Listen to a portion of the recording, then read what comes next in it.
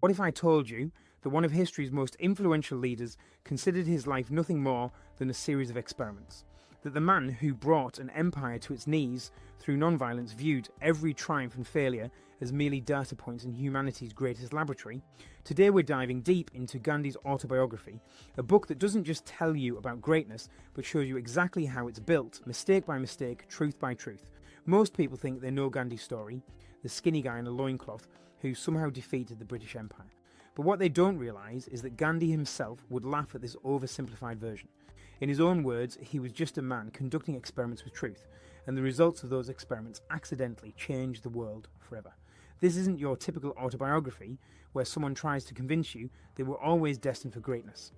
Gandhi strips away every pretense, every heroic narrative, and gives you something far more valuable, a blueprint for how ordinary humans can achieve extraordinary things through relentless self-examination and unwavering commitment to truth. Published in 1927, the story of my experiments with truth stands as one of the most brutally honest autobiographies ever written. Gandhi originally wrote this work in Gujarati for his weekly journal Young India, before it was translated into English. What makes this book revolutionary isn't just its content, but its approach. Gandhi refuses to present himself as a saint or visionary. Instead, he methodically documents his failures, embarrassments, and gradual evolution as a human being. The book covers Gandhi's life from his childhood in Porbandar through his formative years in London studying law, his transformative experiences in South Africa, and his return to India, where he would eventually lead the independence movement. But this chronological structure serves a deeper purpose. Gandhi treats each phase of his life as a controlled experiment in discovering universal truths about human nature, morality, and social change. What sets this autobiography apart is Gandhi's scientific approach to self-improvement and social transformation. He doesn't claim to have all of the answers. Instead, he presents his life as ongoing research into questions that have plagued humanity for centuries. How should we treat our bodies? What do we owe our communities? How can we resist oppression without becoming oppressors ourselves? Gandhi's writing style mirrors his philosophy. There's no flowery language or dramatic flourishes. Every sentence serves a purpose. Every anecdote contains a lesson. He writes with the precision of a scientist documenting experiments, which is exactly what he believed he was doing. This book isn't entertainment. It's a manual for anyone serious about personal growth and social change. The timing of this autobiography's publication was crucial. Written during Gandhi's rise to international prominence, it provided the world with unprecedented access to the mind behind the movement. Readers could finally understand that Gandhi's seemingly impossible achievements weren't the result of divine inspiration, but of systematic experimentation with timeless principles. The story of my experiments with truth follows Gandhi's journey from a shy, unremarkable child in Gujarat to becoming the leader of India's independence movement. The narrative begins with Gandhi's early struggles, his fear of the dark, his teenage marriage to Kasturba, and his failed attempts at higher education in India. These opening chapters establish a pattern that runs throughout the book, Gandhi's willingness to confront his weaknesses head-on. The London years reveal a young man desperate to fit into British society. Gandhi experiments with Western dress, dance lessons, and meat eating, believing these changes will make him more effective as a lawyer. These experiments fail spectacularly, teaching him his first major lesson about the futility of trying to be someone else. This period of his life demonstrates how external changes without internal transformation lead nowhere. South Africa becomes Gandhi's laboratory for developing his philosophy of satyagraha, or truth force. Faced with systematic discrimination, he begins experimenting with non-violent resistance. The book details his failures and successes in organising the Indian community, his struggles with running a law practice while maintaining his principles, and his gradual development of the techniques that would later topple the British Empire. The transformation isn't smooth or linear. Gandhi documents his mistakes with clinical precision. Times when his ego got in the way, when his experiments in diet and lifestyle put unnecessary strain on his family, when his political strategies backfired. This honesty creates a powerful narrative tension. We're watching someone figure out not just how to change himself, but how to change the world. The book's final sections cover Gandhi's return to India and his emergence as a national leader. But even here, he maintains his experimental approach. Every campaign, every fast, every moment of civil disobedience is presented as another test of his evolving philosophy. The reader witnesses the birth of modern non-violent resistance not as a theoretical concept, but as a practical tool developed through trial and error. The transformation of Gandhi's relationship with truth forms the backbone of his entire philosophy. As a child, Gandhi was consumed by fear and shame, particularly around his secret meat-eating experiments and his guilt over his father's death. These early experiences taught him that hiding from truth creates more suffering than facing it directly. His decision to confess his transgressions to his father marked the beginning of his lifelong commitment to absolute honesty. This wasn't just personal integrity. Gandhi discovered that truth-telling had transformative power over relationships and communities. When he later applied this principle to political resistance, it became the foundation of Satyagraha. The book demonstrates how small, personal experiments with honesty gradually evolved into a revolutionary political philosophy. Gandhi's years in London studying law represent a crucial period of failed experimentation. Desperate to succeed in British society, he spent enormous amounts of money on clothes, dancing lessons, and trying to acquire Western mannerisms. These attempts at cultural transformation failed miserably, leaving him more isolated and confused than before. However, these failures taught him invaluable lessons about authenticity and cultural identity. He learned that effectiveness comes from working within your natural strengths rather than trying to become someone else. This realization would later inform his approach to Indian independence, where he rejected Western models of resistance in favour of distinctly Indian methods rooted in the country's spiritual traditions. The development of Satyagraha in South Africa emerged from Gandhi's systematic experimentation with non-violent resistance. Faced with discriminatory laws, he began testing different approaches to civil disobedience. The book details his early failures, including times when his methods were too aggressive or poorly organised. Through trial and error, he developed the key principles of Satyagraha: accepting suffering rather than inflicting it, maintaining respect for opponents, and focusing on converting rather than defeating enemies. These weren't theoretical concepts, but practical tools refined through years of experimentation. The success of these methods in South Africa provided the template for India's independence movement. Gandhi's experiments with diet and lifestyle reveal his systematic approach to personal development. He tested vegetarianism, fasting, and various forms of physical discipline, not as arbitrary rules, but as ways to understand the relationship between body and mind. His failed experiment with milk drinking, his struggles with controlling sexual desire, and his attempts to find the optimal diet all serve as examples of his scientific approach to self-improvement. These experiments taught him that personal transformation requires both external changes and internal discipline.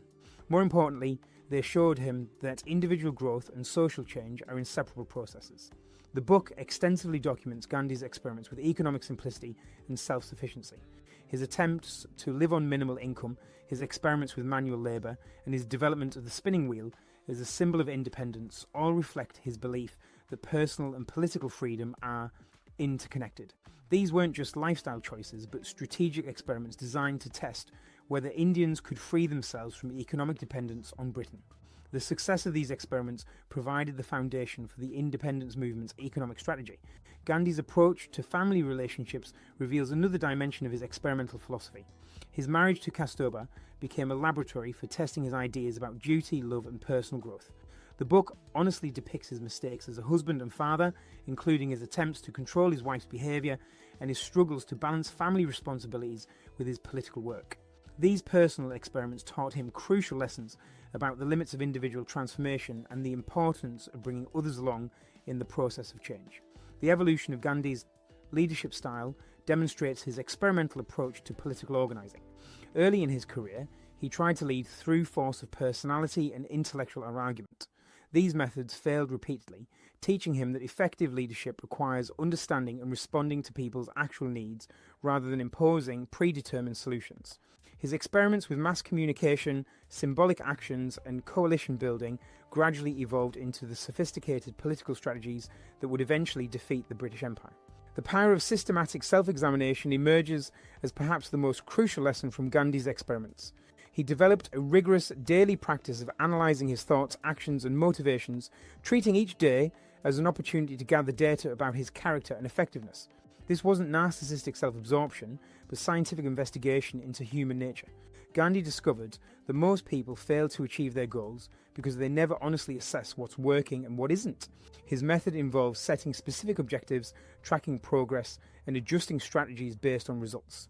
This experimental approach to personal development can be applied to any area of life, from career advancement to relationship building. The key is maintaining objective curiosity about your own behaviour rather than getting caught up in self-judgment or wishful thinking.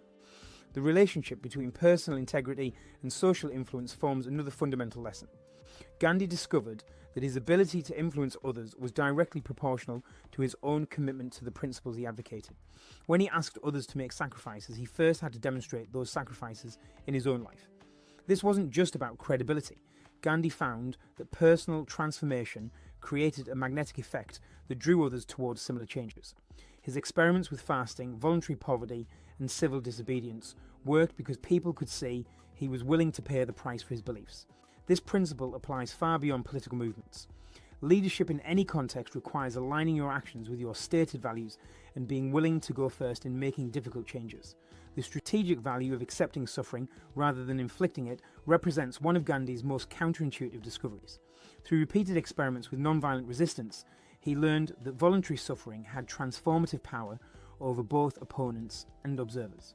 This wasn't masochism, but sophisticated psychology. When people saw Gandhi and his followers accepting punishment without retaliation, it created cognitive dissonance that forced reconsideration of the underlying conflict. This principle can be applied to personal conflicts, business negotiations, and community organising. The key is maintaining respect for opponents while clearly demonstrating the cost of their behaviour. Gandhi's experiments with economic simplicity reveal crucial insights about the relationship between material possessions and personal freedom. His systematic reduction of personal belongings and lifestyle complexity wasn't about asceticism, but about understanding what truly contributes to human happiness and effectiveness.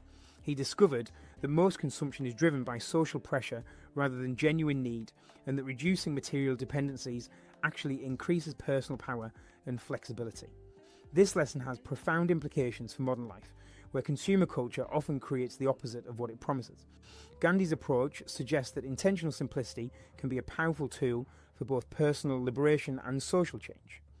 The importance of converting rather than defeating opponents emerges as a sophisticated strategic principle. Gandhi's experiments taught him that winning through force creates temporary victories that ultimately breed more conflict. His alternative approach focused on helping opponents understand their own interests differently, creating win-win solutions that addressed underlying concerns. This required deep patience and genuine empathy, qualities that Gandhi developed through systematic practice. The principle applies to everything from workplace conflicts to international diplomacy. The goal isn't to prove you're right, but to find solutions that honour everyone's legitimate needs.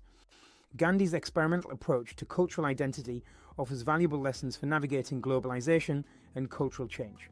His failed attempts to adopt Western culture taught him that effective adaptation requires maintaining core identity while selectively adopting useful elements from other traditions. This isn't about cultural purity, but about strategic authenticity. Gandhi learned to draw strength from Indian spiritual traditions while adopting Western organizational methods and communication strategies. This approach enabled him to build bridges between different cultural worlds while maintaining his own centre.